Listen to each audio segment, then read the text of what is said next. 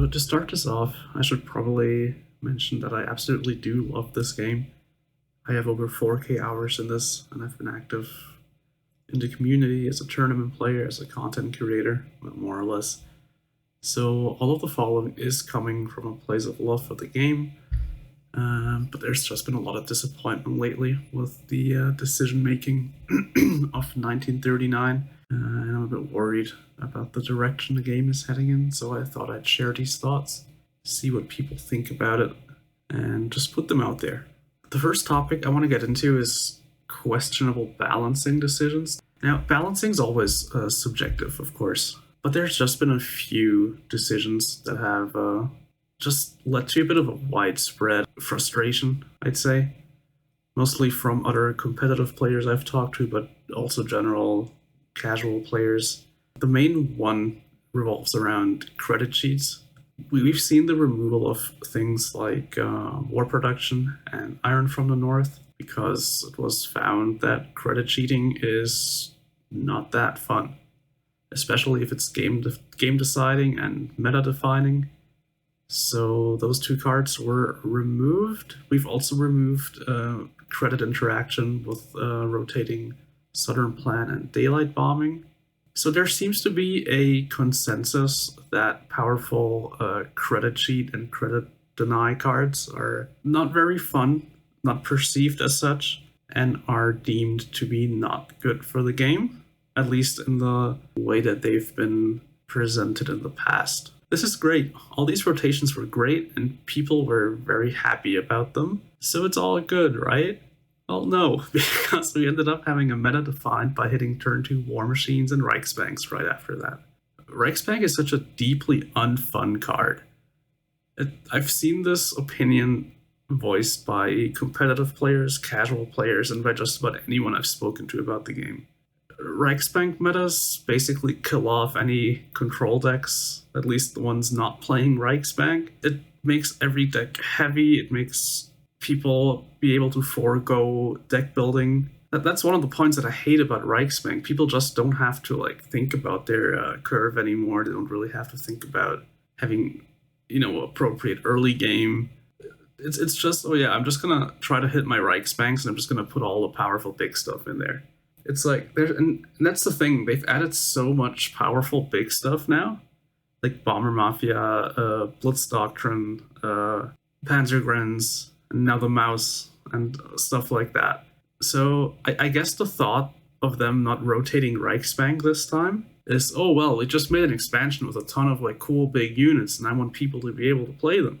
But the thing is, you can make decks with expensive cards without having Reichsbanks in them. People used to do that. You just gotta, actually think about how to build your deck so you don't die to Jagro turn 3, There's ways to do that. People aren't stupid. I don't know. That seems to be the only reason I can think about of them keeping Reichsbank in the game after everyone complained about it and everyone's been telling them, please rotate Reichsbank. But it's just such a lazy solution to make people want, play the new cards. I think that is the one motivation that they that kept the card in the active pool. And it's the same thing with Gebirgspionier.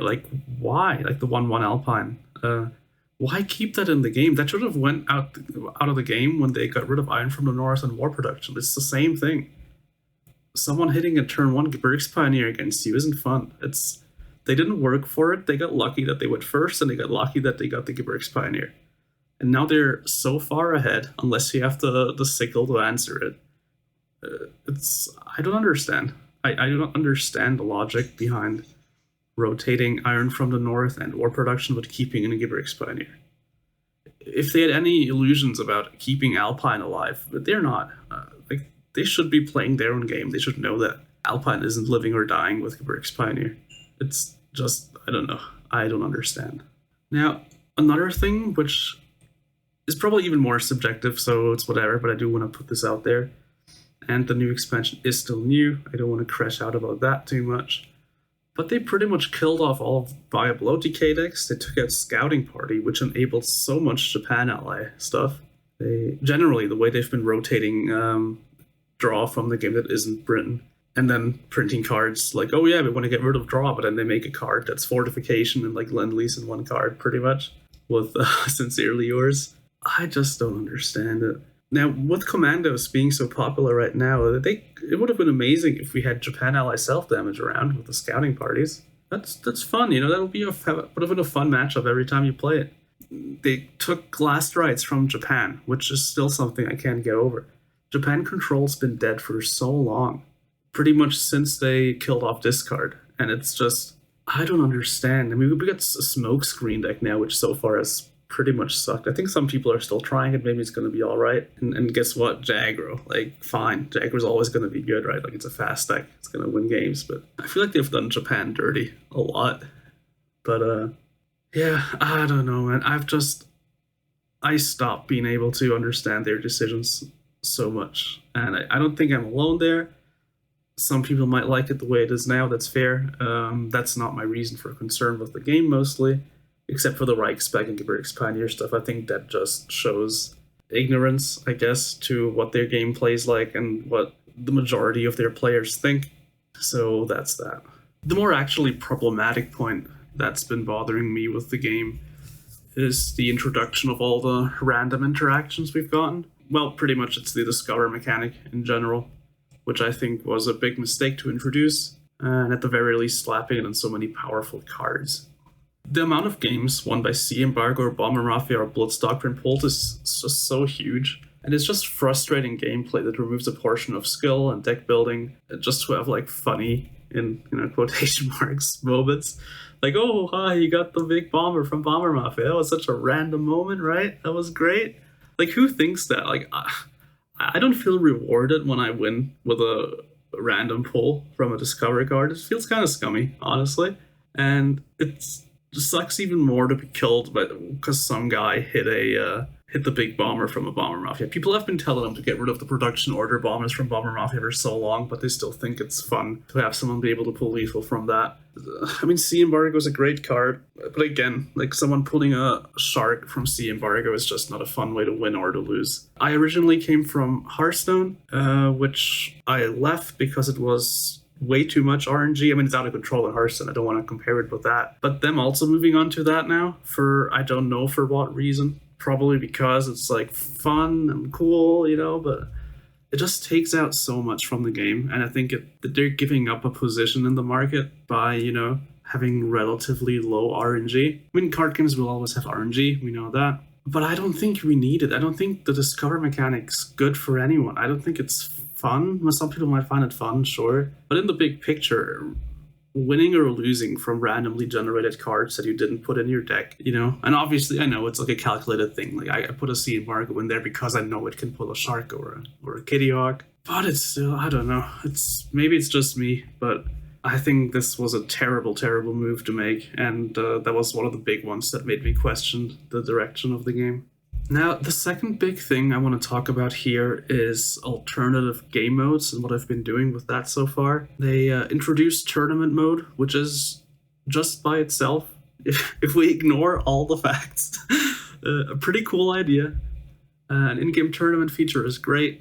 I welcome that. But the way they introduced it is just the worst possible way, in my opinion. It's best of one, close deckless tournaments, playing people of wildly varying skill and collection levels. It's designed as a gold sink mechanics, so you don't break even if you win every single Blitz tournament, you will go broke eventually, and that's what it's supposed to do. Yes, they want to get rid of all the gold people have been hoarding, so they actually have to spend money on the expansion cards. Again, they're a business, it's fine if they want to make money, but again, I think this is a bad way of doing it. Another thing is now that they've also made a change that it's only available on weekends. Maybe I'm too low IQ to understand it, but why? Why only on the weekends? I guess they realized no one's playing it after realizing it's a waste of gold, and they want to concentrate the player base more. I guess that's what it is, but why not then just make it a bit more attractive to play? Oh, Jesus Christ. Make it best of threes, make it so you can play your game as soon as the next person you're playing is ready. Increase the rewards that you at least break even if you win the damn thing. Like, it's one person's gonna break even in a tournament. I don't think that'll ruin 1939 as a company. And then there's the one thing which got me really mad, which is that tournament mode got a neat little monthly leaderboard.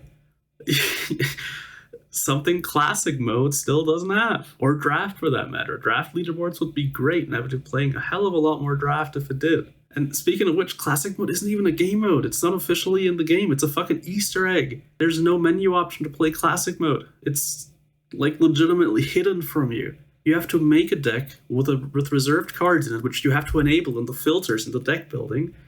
Have to put at least one reserved card in there, and then when you select that deck, you can play classic mode. And despite classic mode being basically an Easter egg in the game, which they just made so they can point at it when people complain that they reserved the cards they own, despite all of that, you can play classic mode and you'll have under 1 minute queues generally. Sometimes they're a bit longer, but generally you can find consistent games in classic mode. Which means there is people playing it. There's a bunch of people playing it. I play it a lot. I see regulars in there that I see a bunch of times, like whenever I queue it. And still, they never bothered to make a classic mode leaderboard. They never even bothered to put in the menu option to queue classic mode. You cannot queue with decks that don't have reserved cards in classic mode, which would be fun sometimes. So try out, how does this deck fare in classic mode? It's so beyond me. It's so minimal effort too. It's so low effort to add a leaderboard. Like obviously it's easily doable. They did it in tournament mode. It's probably even more, I'm not a game designer. If I'm wrong here, correct me. But it's probably also very, very low effort to create a queue for classic mode. It's beyond me why they're treating it that way. There's other games with classic modes.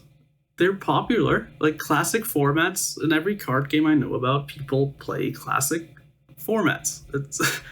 It was really fun in Hearthstone. I played it there. I know Magic has it. I know there's a lot of games that have classic mode that people play, but cards seem to be the only ones to think that it's a bad idea to have a classic mode around. Why? I mean, we had the J King's Kings Cup, we had the Nations Cup and Spoos, and people always loved the alternative format games. It opens up a whole new avenue of content creation, of player interaction, of community building. But I guess it's just not worth it. It's just not worth the fucking, what is it, like, let it be 10 working hours of a programmer they have. I doubt it's that much. I highly doubt it's that much. But even then, I don't get it. And it's making me so upset because I love classic mode.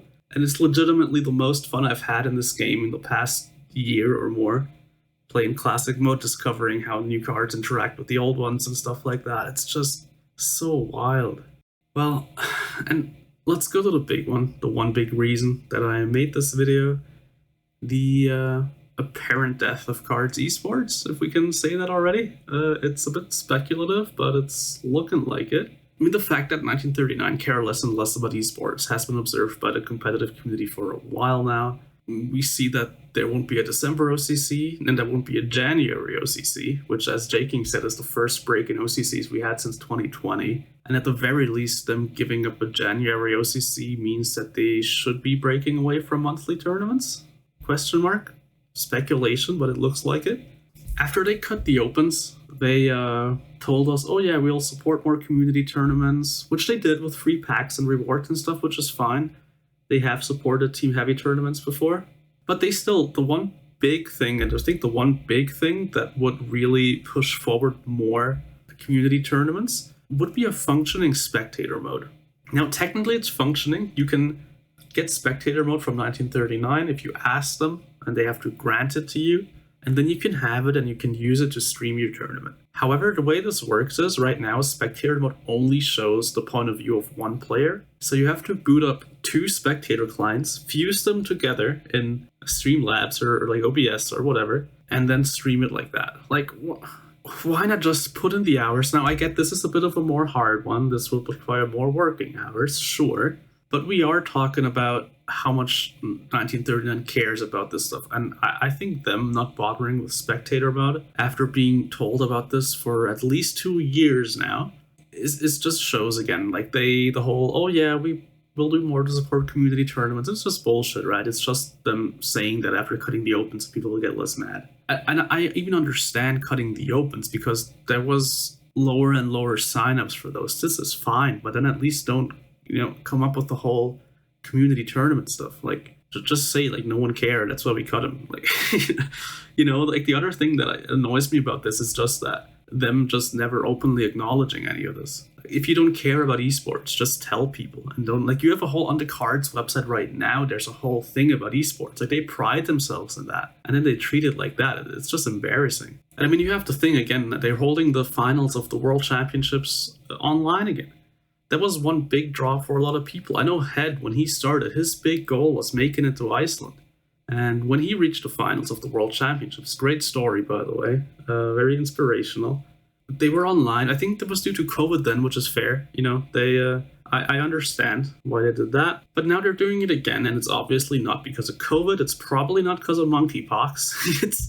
Unless there's another virus I don't know about, it, they have some secret insider knowledge that we don't have. It's just to save money. And it's just, the conscious decision to say esports is not worth the money for us. That was another big thing where the alarm bells go off and say, okay, so they are probably shifting their focus to other things. Now, I think this is a really, really bad thing. Obviously, myself being a competitive player, being involved in a competitive community on many levels, I think OCCs, or at least having an active, vibrant tournament scene, is really, really important for games.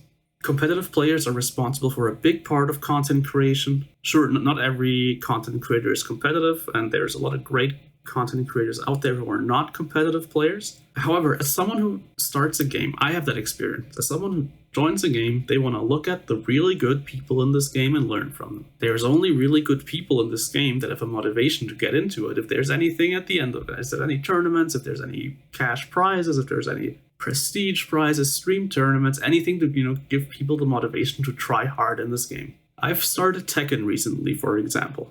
What's the first thing I did? I picked my character, I looked up the best guys who played that character, and looked at them. And I know who the best guy is because there's tournaments. I watched the tournaments, I get more invested in the game, I ended up spending money on the game, besides, buying it, obviously, because I got invested into it. I got invested in the culture of the game, And taking away the competitive scene, which will happen if they continue to do what they're doing now, I think it's just, it's basically a marketing expense, right? That's what you have to see it as. And it is. I make random ass videos about stupid decks, and I get 1,000 views plus on my videos. Like, it's 1,000 people looking up cards, engaging with the game, and getting deeper into it. Jaking, even more views. Bear, it's just, Bear's not one of the competitive ones, but still, he interacts with the competitive community, he's very engaged with them. It's just, we have streamers. You have Patriarchar, which is a competitive player. You have Maodi, who already said he'll be done with streaming until competitive is back. And I can't imagine Jaking pouring in the work when there's other games with better tournament organization, better prize pools, and a higher player base to put energy into. And I know he's playing a lot of parallel right now, and so are a lot of other cards competitive players. Which, by the way, as every single cards player who plays that game told me, it's a shit game. The game's a lot worse than cards on the gameplay level. But they got their shit together. They have an active tournament scene, and that's worth so much for people like that. I know for myself, I'll be done with it. If there's no active tournament scene, the game's irrelevant to me, to other Team Heavy members, and to a lot of other tournament players. One other big thing to mention there that's also just really embarrassing in that way is that they have a track record of just being so slow paying out rewards. And it's just such a bad look. Right now, there's people waiting for months already to receive even in-game diamond rewards. When I won, I've waited for, I don't want to lie, like 3 or 4 months at least to be paid. So, it's just like, I'm an accountant. I know the way companies pay out money, and it can be done fast. It can certainly be done faster than 3 or 4 months. I don't get it. Like, it just shows negligence. It shows them not caring. It's just such a bad look, and it's just such a bad outlook for the future of KARDS esports. I said at the start that KARDS is dying, or at least something of the effect, and it sounds harsh. But I don't know, everything just looks so bad. And I understand some of the stuff they're doing. Like, looking at their last financial statement, which is publicly accessible. I didn't do anything wrong to get that. They had a 1 million loss last year. I understand they have to cut costs in some way, but I think even if they decided to cut the esports budget, this could have just been done in a more, sustainable fashion. Maybe I'm wrong. Maybe having a competitive structure doesn't matter for a game. I know every game I enjoy, and most other big games, most other games, period, have a competitive structure intact, and it draws people to it, and it gets people more invested, but maybe KARDS doesn't need it. Maybe KARDS wants to be the mobile cash grab game for World War II nerds, and if that's what works for them, I don't wish them any harm. I want them to make money. They are, after all, nice people who are passionate about something and created a great game. But, I mean, they even kind of suck at the cash grabbing, if you ask me. Sorry, that sounds a bit harsh, but people have been suggesting a lot of stuff. They have suggested rare alt arts, for example, you can pull from packs. That's something I have suggested a lot, which is something Shadowverse does, when they get all the gacha money. And it's a thing in physical card games as well. In my opinion, their cosmetics have been a bit mediocre. They've been putting them out in a just really low rate as well. I think the shop offers for cosmetics are too limited. Like, there's been times I wanted to buy something, like, oh, I remember, like, oh, yeah, this item was cool, let's see if I can get it, and I just couldn't because it's not there. I understand the merits of a rotating shop, I know, like, the fear of missing out aspect, blah, blah, blah, but sometimes you just kind of forget about it, like, I wanted something, I didn't find it in the shop, I forgot about it, and I was like, oh, yeah, there's probably better things to spend my money at, like, I don't know, I think they're just not doubling down on that either. Maybe they will in the future.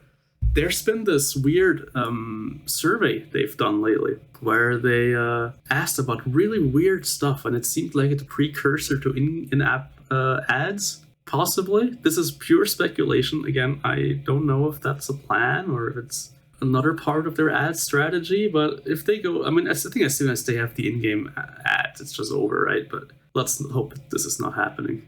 But generally, looking at all of the stuff above, like the random card design, the way they rotate cards with the whole Reichsbank thing, the cuts of the competitive structure. I guess they just want to be the funny toilet game, as someone else in the competitive community called it. You're on the toilet, you're like, have your phone, you play around the cards, you play your Reichsbank, you play your King Tiger, oh, this is great.